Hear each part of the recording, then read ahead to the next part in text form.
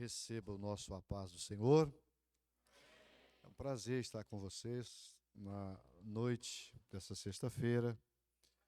É bom voltar à vizinha cidade de Franca, né? Aqui em Minas Gerais, a simpática e movimentada Cássia. A cidade de Cássia começa a se movimentar um pouco mais, né? É um prazer estar aqui. Saudação da nossa igreja em Franca, a toda a igreja aqui em Cássia. Nosso abraço ao pastor Elias. Deus abençoe, meu irmão, pelo convite a nós formulados. Quero agradecer a Deus pela vida do Robert, esse moço que esteve conosco um tempo lá em Franca, né? Ele está trabalhando aqui com vocês. É bom estar novamente aqui com vocês. Prazer sempre renovado poder ver pastor Álvaro, esse ilustre servo de Deus, né? Pastorzão do Triângulo Mineiro, né? Deus tem abençoado muito a nossa igreja no Triângulo Mineiro e muitas outras regiões através do trabalho do pastor Álvaro, presidente daquela convenção, membro da mesa diretora da nossa nação. É bom estar com o senhor, viu? Revê-lo é sempre muito bom. Prazer conhecê-lo, pastor. Satisfação. É bom rever vários companheiros que a gente conhece, né? E participar de uma escola bíblica é algo que me enche a alma de gozo. Tenho muito prazer nisso, porque escola bíblica é a oportunidade que a gente tem de conversar com a igreja, né? Sem aquela preocupação que às vezes o pregador tem de provocar movimento. Aqui, se tiver movimento, é através da ação do Espírito, né? Porque é um estudo da palavra. Quero, inclusive, parabenizá-los por este lindo tema da Escola Bíblica 2022. O ornamento da igreja é a sã doutrina. E, de fato, algo muito importante dentro desse tema, porque se há uma coisa que nós pastores precisamos nesse tempo estar preocupado é de ensinar a verdadeira doutrina, porque há muitas doutrinas sendo pregadas e nem sempre é a sã doutrina. E a gente já vê resultados negativos em muitos lugares pelo descuido do pastor, naturalmente da igreja, com relação à verdadeira, à sã doutrina. Por isso, eu gostei tanto do tema que fiz questão de trabalhar dentro do tema. E na página 7 está aí o assunto que nós preparamos para compartilhar com vocês. E, para tanto, a gente vai ler 2 Timóteo, capítulo de número 4. Vamos dar uma olhada nesse texto para que nós possamos exaurir dele algumas verdades que estão contextualizadas ao tema. 2 Timóteo, capítulo de número 4, o verso de número 1, vamos ler até o 5. Conjuro-te, pois, diante de Deus e do Senhor Jesus Cristo, que há de julgar os vivos e os mortos na sua vinda e no seu reino, que pregues a palavra, inste a tempo e fora de tempo, redarguas, repreendas, exortes, com toda longanimidade e doutrina. Porque virá tempo em que não sofrerão a sã doutrina, mas, tendo comichão dos ouvidos, amontoarão para si doutores, conforme suas próprias concupiscências, e desviarão os ouvidos da verdade, voltando às fábulas. Verso 5. Mas tu, Paulo dizendo para Timóteo, mas tu, sê sóbrio em tudo, sofre as aflições, faça a obra de um evangelista, cumpre o teu ministério. Glória a Deus. Esse texto, a segunda carta de Paulo, escrita a Timóteo, é, na verdade, muito importante quando o assunto é doutrina. Paulo, indubitavelmente, foi, depois de Jesus, o homem que mais nos ensinou, que nos norteou, que nos deu o rumo para as doutrinas bíblicas que são essencialmente cristãs e que devem ser, portanto, praticadas, vivenciadas por nós. Eu coloquei aí como introdução que o que Paulo está aqui mostrando é uma preocupação com o seu jovem discípulo com relação à prática da verdadeira, da sã doutrina. E ele está mostrando, inclusive, que o tempo ia passar e cada dia mais haveríamos embates, haveríamos problemas, teríamos dificuldade de fazer as pessoas compreenderem a verdadeira, a sã doutrina. E ele mostra a Timóteo que ele deve empenhar-se, lutar, para cumprir com o chamado, com a missão que Deus lhe fizera. E é sobre isso que Paulo trata nas suas cartas, e em especial essas duas cartas pessoais, né, tanto a primeira quanto a segunda. Paulo está mostrando a Timóteo que se existem aqueles que valorizam a sã doutrina, também surgiria aqueles que haveriam de resistir à sã doutrina. E nada é mais claro, nítido, especialmente quando se faz uma leitura do tempo em que nós estamos vivendo, queridos. A igreja, ela tem enfrentado muitos desafios. Desde 1800, quando avolumou o humanismo trouxe muitas filosofias, e as filosofias elas acabaram entrando no meio cristão, e há muitos crentes que já foram prejudicados, há igrejas que já não apresentam a mesma vocação, a mesma determinação com relação à sã doutrina. Muitas filosofias que entraram para estragar, por exemplo, o antropocentrismo, que é uma filosofia que tira Deus do centro e coloca de lado. Antropo está relacionado ao homem. Centrismo, centro. Essa filosofia, muito em voga nos nossos dias, ela coloca o homem no centro e coloca Deus do lado. E isso complica toda a relação do homem com Deus.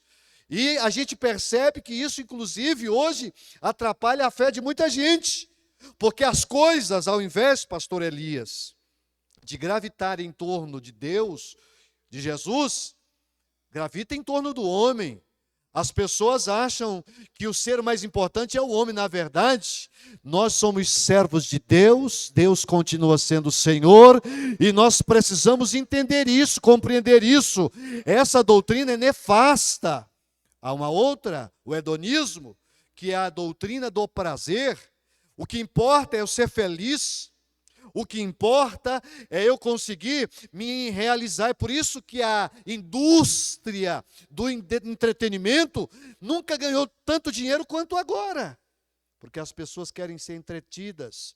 Há muitas igrejas que estão mudando cultos para shows. E aí a gente percebe que o hedonismo, que é a doutrina do prazer, também está estragando a vida de muitos crentes.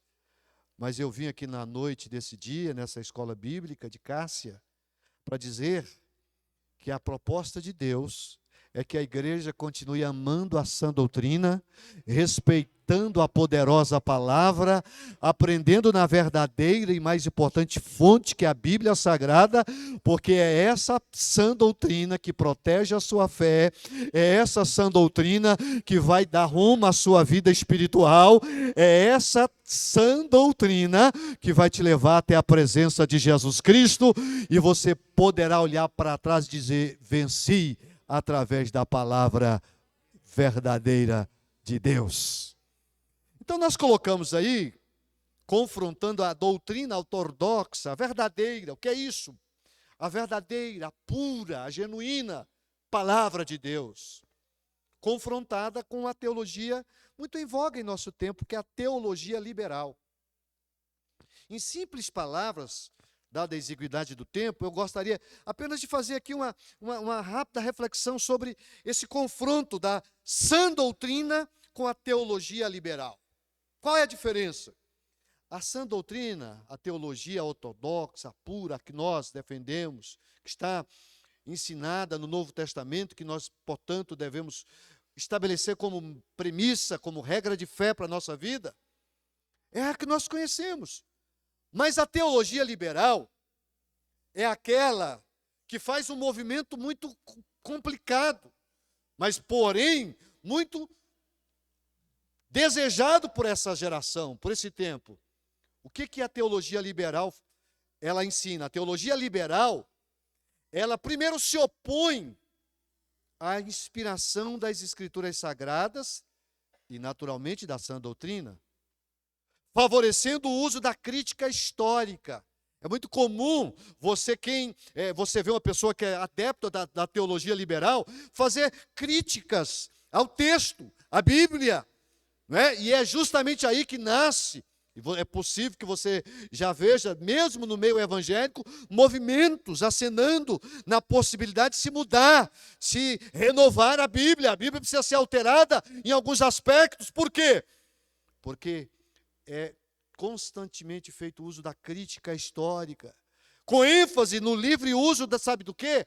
Da razão. Da razão. No método da ciência. Em outras palavras, para estes, a razão precisa vir sempre na frente da fé. E isso não funciona, minha gente. Qual é o problema da teologia liberal, que confronta a sã doutrina? É que a teologia liberal quer colocar, pastor Álvaro, a fé depois da razão. Primeiro, a razão, depois a fé. Aliás, essas teologias, geralmente elas têm um propósito: desfazer, desqualificar e desestruturar a sã doutrina. E aí, eu pergunto, como que eu, que sei, você de igual forma, que nós não andamos por vista, e sim por fé, como que nós podemos colocar a razão na frente da fé? Por que tem muitas pessoas hoje, meus irmãos, tendo dificuldade de abraçar a fé? Por que existem pessoas até na igreja? Às vezes a pessoa começa a estudar um pouco mais, e aí ele começa a fazer perguntas, e geralmente ele quer respostas para todas as perguntas. Ou seja, tudo tem que ser explicado. E se você não tiver uma explicação, eu não aceito, eu não entendo como verdade. E aí eu vou para a Bíblia. E eu quero que as pessoas, apesar de saber que há razão na fé, a fé não é inteiramente irracional, mas você não pode colocar a fé na frente a razão na frente da fé, porque você não conseguiria viver o elemento fundamental da vida cristã, que é o sobrenatural, que são os milagres.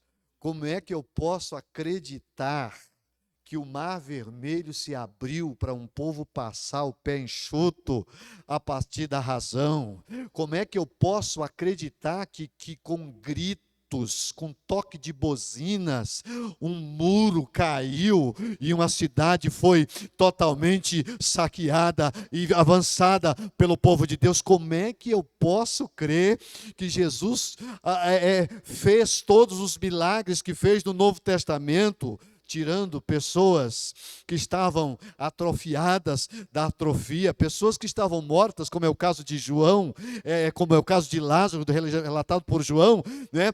4 dias morto. Como é que eu posso entender, como é que eu posso ensinar essas coisas a partir da razão?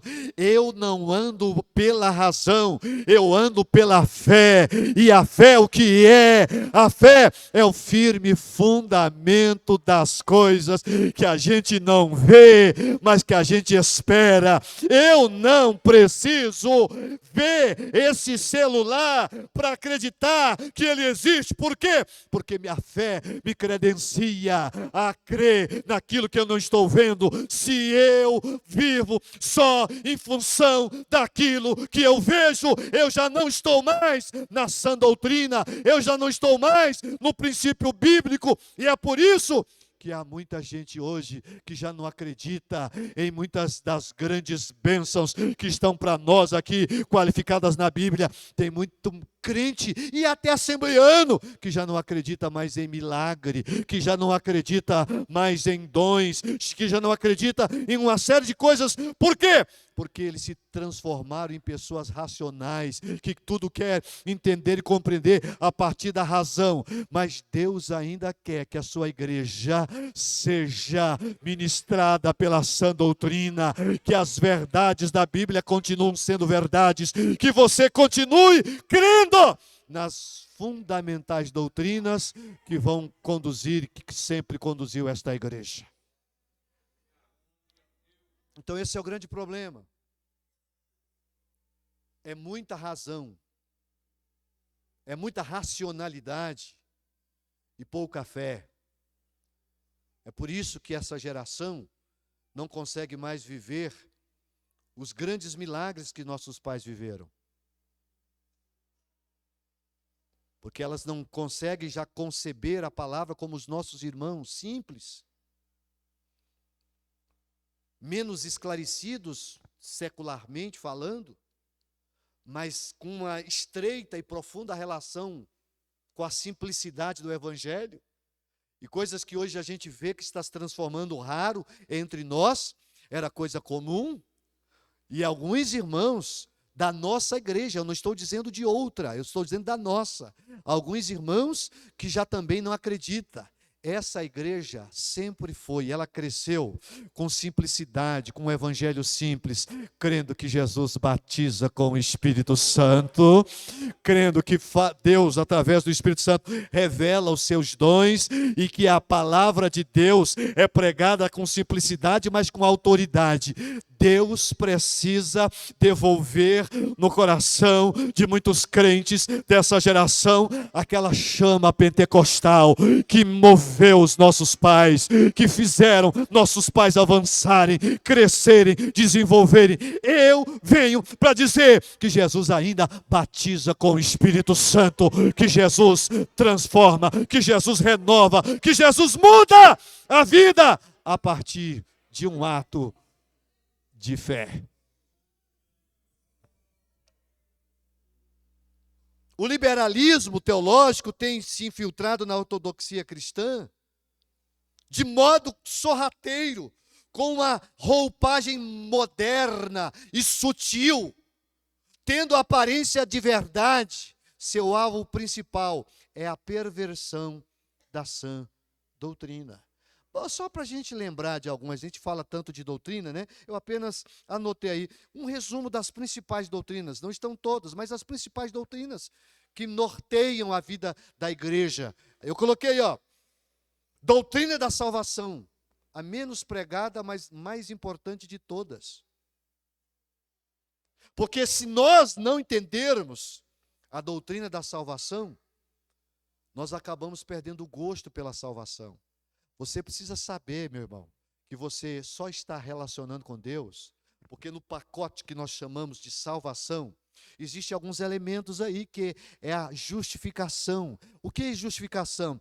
É você que é injusto, né? É declarado justo perante Deus. Qual é o papel de Jesus nesse contexto? Quem é que nos justifica? É Jesus. Por que ele veio aqui? Ele veio para nos justificar. Eu merecia a morte, eu merecia a condenação. E aí, o que Jesus fez? Ele se condena para que eu possa ser justificado. É como se ele estivesse cancelando os nossos pecados e nos dando acesso novamente ao Pai. Nós damos nome a essa doutrina de doutrina da justificação. Em seguida, Deus começa o processo da regeneração. O homem que bebia, que era dependente de álcool, de doutrinas, de drogas lícitas e ilícitas, agora depende da palavra de Deus. O homem que vivia, a mulher que vivia na prostituição, agora começa a desejar a santificação. O que é isso? É o processo da regeneração.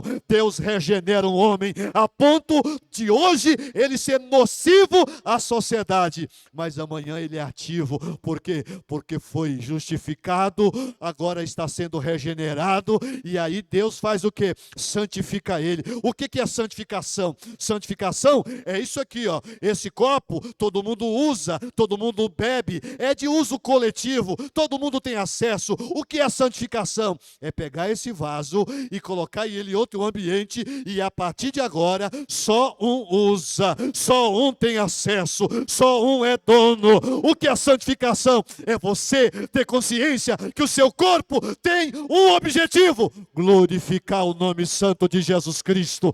Você compreende que essa doutrina, ela é importante? Levante a sua mão e dê o melhor grito de glória que você pode dar. Deus nos justifica, Deus nos regenera, Deus nos santifica. E depois, sabe o que ele faz, pastor Elias?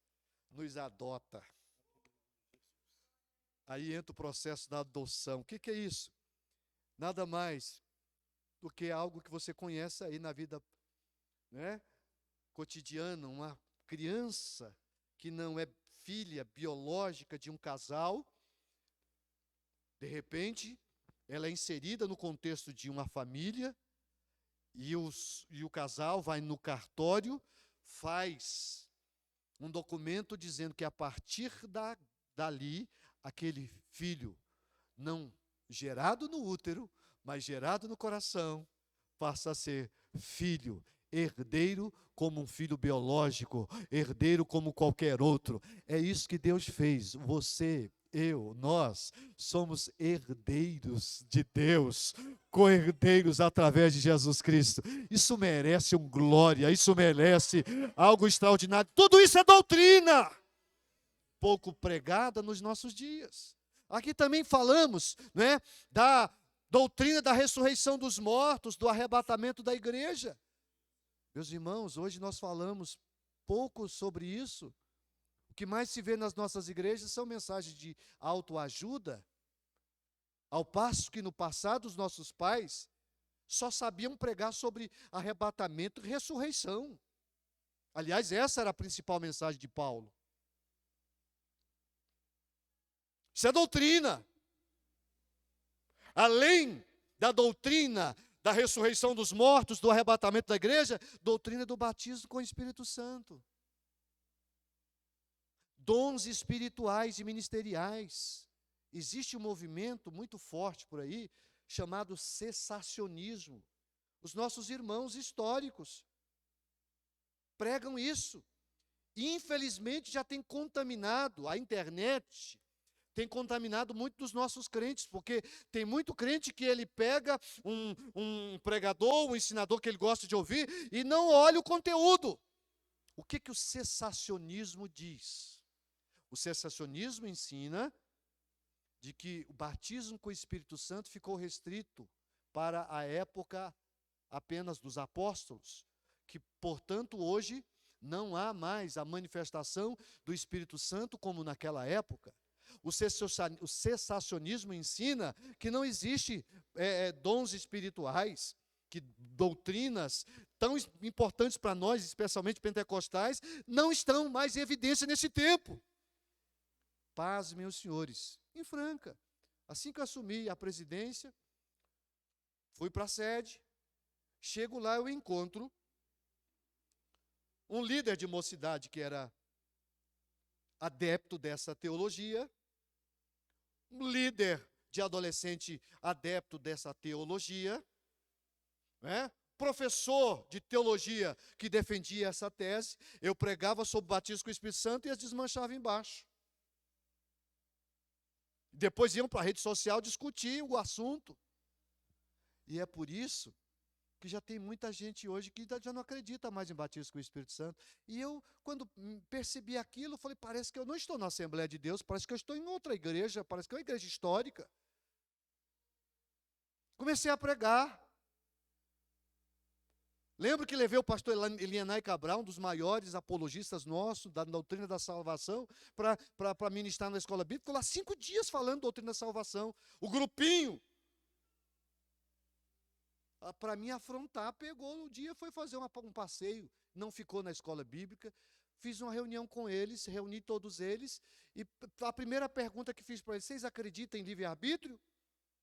Eles disseram, não acreditamos. Vocês creem em batismo com o Espírito Santo? Não, nós não acreditamos. Vocês não acreditam que é possível que nesse tempo Deus possa distribuir seus dons espirituais à igreja? Não.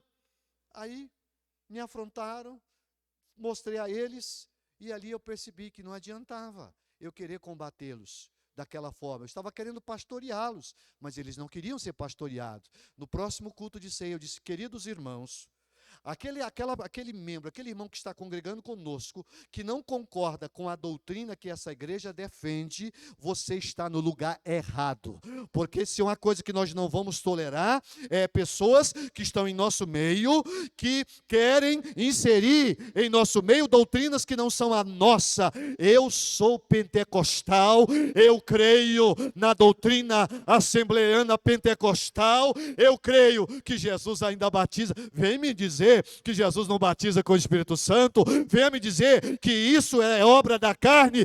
Quem é batizado com o Espírito Santo aqui? Quantos são batizados? Não tem coisa melhor do que você ser, aleluia, cheio do Espírito Santo, com a evidência de falar em outras línguas. Essa é a doutrina que fez essa igreja explodir, essa é a doutrina que fez a igreja crescer, essa é a doutrina que fez essa igreja chegar nos lugares mais difíceis e avançar. Por quê? Porque ela tem como base fundamental o Espírito Santo. A igreja não vive sob o Espírito, sem o Espírito Santo. Olha, tá vendo isso aqui, ó? Isso aqui é água. Sem água a gente não vive. Sem alimento a gente não vive. Sem oxigênio a gente não vive. Assim também como nós não vivemos sem o poder do Espírito Santo na nossa vida.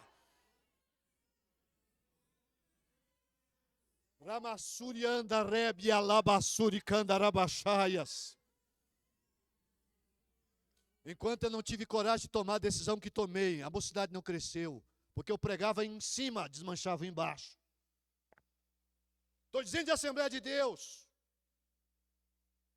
Hoje, estou vendo aquela mocidade orando, estou vendo aquela igreja, aquela mocidade jejuando, aquela mocidade participando de vigília. Estou vendo Jesus batizar com o Espírito Santo. Estou vendo ela crescer. Por quê? Porque, irmãos, se nós descuidarmos da sã doutrina, daqui a pouco a gente quer ver gente famosa aí que não acredita. Por isso que eu sou o contrário a trazer para os nossos púlpitos pregadores que são famosos, mas que não concordam com a nossa doutrina, não concordam com aquilo que nós cremos. Quantos são pentecostais aqui? Tem crente pentecostal aqui? Então não abra mão da sã doutrina. E a doutrina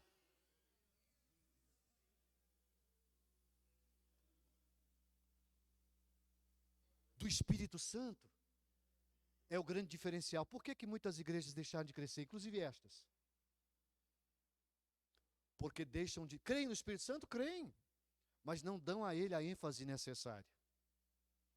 Esse é o problema. E aqui nós precisamos fazer uma meia-culpa. Nós temos muitos crentes da nossa igreja que também já não dão a mesma ênfase que se tem que dar, ou que se deve dar ao Espírito Santo. Muitos crentes. O pastor Alves sabe muito melhor que eu que isso. Era muito comum Jesus batizar com o Espírito Santo em nossos cultos. Culto de escola dominical, eu já vi Jesus batizar em culto de escola dominical. Eu lembro uma vez em Franca que nós terminamos a escola dominical, ao invés de ensaiar como cidade, eu era líder de jovem. Entramos numa das salas da igreja lá e começamos a orar. Naquela manhã Jesus batizou 10 jovens com o Espírito Santo.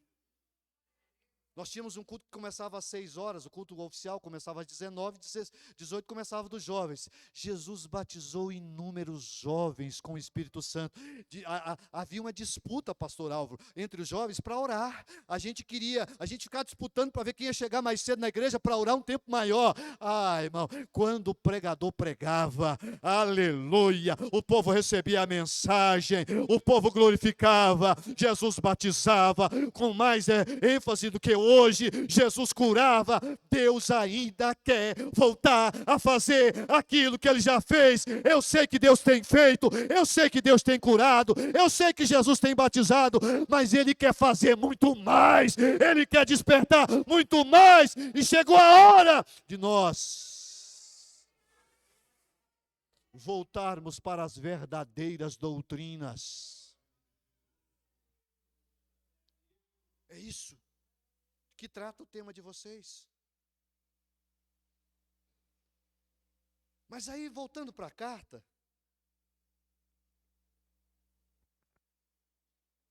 existe 3 palavras. Como é que chama o pastor? Pastor Clodoaldo. 3 palavras na segunda carta de Paulo, entre muitas. São 3 verbos que eu destaquei aí. O primeiro é conservar. Diga comigo, conservar. O segundo é compartilhar. Diga, compartilhar. E o terceiro é permanecer. Diga, permanecer. Paulo resume esse assunto com esses 3 verbos. O primeiro capítulo, se você olhar, no versículo 1 de 2 Timóteo, capítulo 1, versículo 13 e 14. Olha o que está escrito aí. 2 Timóteo 1, 13 e 14. O que ele diz? Conserva. Eu quero que essa palavra entre no seu coração. Conserva. O quê? O modelo das sãs palavras. Conserva o modelo das sãs palavras, que de mim tens ouvido, na fé e no amor que há em Cristo Jesus. Guarda o bom depósito pelo Espírito Santo que habita em nós. Preste atenção no que Deus me revelou aqui. Nesse primeiro capítulo, Paulo mostra a Timóteo a importância de conservar e, ao mesmo tempo, guardar no coração o modelo das sãs doutrinas. O que eu preciso fazer para conservar algo? Quando você fala em conservar, o que você lembra? Por exemplo, você quer conservar a sua casa. Sempre bem adornada, bem cuidada, sempre com a pintura renovada. Ela precisa do quê? De cuidado. Vira e mexe, você precisa estar lá, refazendo a pintura. Você precisa estar cuidando, lavando, né? Às vezes, em alguns momentos, impermeabilizando. Se você quer conservar um carro, você precisa de quê? De cuidado. Não pode só andar, só gastar. Precisa fazer manutenção. Precisa de cuidados básicos para que você possa conservar. Quando o assunto é doutrina, não é diferente. Se você quer conservar a sã doutrina, querido, querida, que me ouve nesta noite, você precisa de muito cuidado. Você precisa de atenção. Porque se você conservar o modelo, qual que é o modelo? O modelo é o do Novo Testamento, nós temos aqui na mão. Nosso modelo de fé está baseado nos ensinos dos apóstolos. É claro que muita coisa do Velho Testamento veio para o Novo, e é por isso que a nossa fé, ela é chamada do modelo judaico-cristão, que é uma mistura do judaísmo com o cristianismo. Se você olha os 10 mandamentos do Velho Testamento, eles estão confirmados no Novo, com exceção apenas da guarda do sábado. Os demais todos estão presentes. Então a nossa fé, ela é no modelo judaico-cristão. A família, ela tem um modelo tradicional. Nós continuamos crendo que homem nasce homem, mulher nasce mulher. Porque isso já não é mais uma unanimidade entre o mundo que nós vivemos. Nós estamos vivendo o hedonismo, um dos braços do humanismo tem ensinado que você tem, na verdade, é ser feliz. Se é mulher e gosta de outra mulher, está tudo certo. Se é homem, mas quer viver maritalmente com outro homem, está tudo certo. Nós, enquanto pessoas que moramos em um país democrático, temos que aceitar isso e respeitar isso, mas jamais concordar. Por quê? Porque aqui existe um modelo, e o nosso modelo é o judaico-cristão. A nossa regra de fé está aqui, e aqui o meu Jesus disse muito claro, e isso é lá do início. Se você ler Gênesis, no 2º capítulo, o próprio pai disse: deixará o homem o seu pai e a sua mãe, e unir-se-á a sua mulher, e homem e mulher far-se-ão uma só carne. Esse é o nosso modelo, e é por isso que eu tenho que lutar, é por isso que eu tenho que conservar o modelo da sã doutrina, porque é isso que Deus quer que nós façamos para caminhar até o céu. Conservar. Conserva.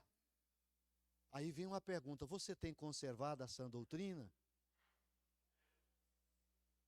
Você tem lutado por ela? Você tem lutado em todos os aspectos por ela? Conservar o modelo das sãs palavras que de mim tens ouvido, na fé e no amor que há em Cristo Jesus. Guarda. Se você não guardar, você vai perder. Eu sei do que eu estou dizendo. Esses pastores que estão aqui sabem como tem ficado difícil pastorear. Cada dia, irmãos, é mais complicado pastorear uma igreja.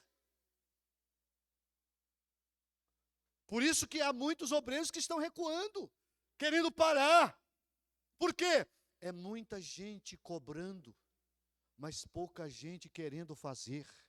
É muita gente criticando, mas poucas trabalhando. Chegou a hora de vocês revolucionar a cidade de Cássia. Eu sei do que está acontecendo nessa cidade, e sei que essa é a oportunidade de vocês também ir para a rua, tocar a buzina, pregar a palavra, evangelizar. Eu quero que você faça assim com a sua mão, ó. Por favor, se isso não te constrange, eu quero liberar uma palavra de bênção para a sua vida, através dessa mensagem que Deus nos deu.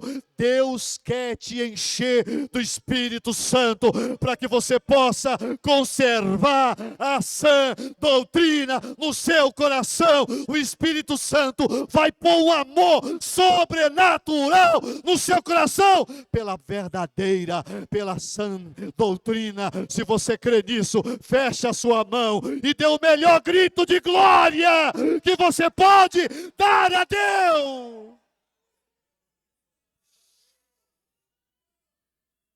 Carabassurianda rebia sorabacás. Teima nebia soramanebia labachaias. Segundo verbo dessa pequena, porém importante carta: compartilhar. Capítulo 2, verso 1. Tu, pois, meu filho, fortifica-te na graça que há em Cristo Jesus. E o que de mim, entre muitas testemunhas, ouvistes, confia a homens fiéis, que sejam idôneos para também fazerem o quê? Para quê? Me ajuda, interajam comigo. Para quê? Para quê? A quem? Aos outros. Isso nada mais é do que a missão que a igreja tem de não só conservar, mas de compartilhar. Descobri, pastor Álvaro, porque tem muito crente doente na igreja. Nunca teve tanta gente deprimida. É verdade que a pandemia chegou e ela trouxe uma série de problemas emocionais para nós, para todos nós, inclusive nós obreiros. Nossa cidade ficou 6 meses fechada, fazendo culto online. Transformamos a igreja num estúdio e o povo em casa.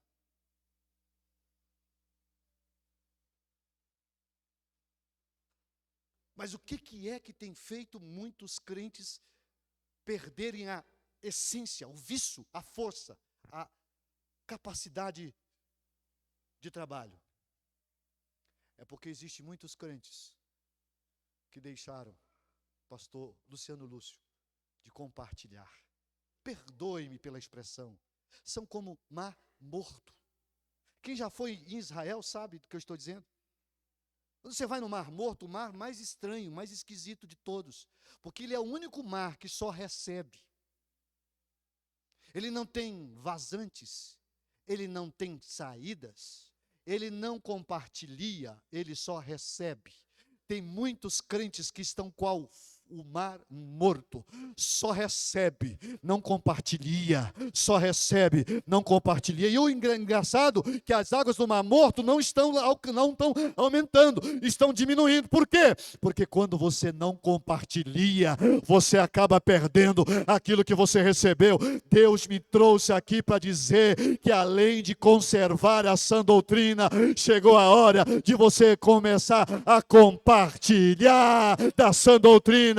Porque quando você compartilha, quando há vazão na sua vida, quando você deságua o ensinamento da palavra em outras pessoas, você não só está abençoando elas, como abençoando a você. Eu sei que uma pessoa que deixa de ser produtivo, uma pessoa que deixa de frutificar, uma pessoa que não frutifica, se torna como o mar morto. Por que morto? Por que levou esse nome? Por quê? Porque não tem vida. Lá não tem peixe. Lá não tem vida. Devido à densidade de sal, que é muito grande, a água evapora. A água não levanta, não aumenta, ela evapora, ela se perde. Dos lugares mais quentes que eu já tive.